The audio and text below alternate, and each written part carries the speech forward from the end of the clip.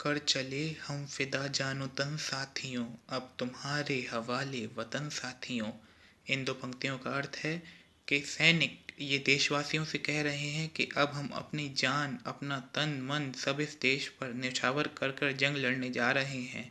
अब हमें नहीं पता हम वापस लौटेंगे या नहीं, इसलिए अब इस देश की रक्षा का जो जिम्मेदारी है वो हम देशवासियों को देकर जा रहे हैं।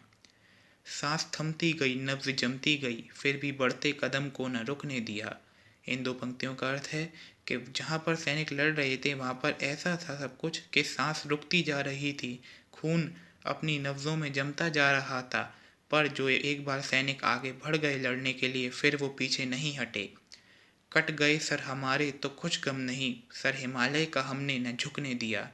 इन दो पंक्तियों का अर्थ है कि सैनिक इसमें बहुत ही गर्व से कहते हैं कि हमारे सर कट जाएं इसका हमें कोई गम नहीं है, लेकिन अगर हमारे हिमालय यानी हमारे देश का जो गौरव का प्रतीक है उस पर कोई दुश्मन आ जाए ऐसा हम होने नहीं देंगे।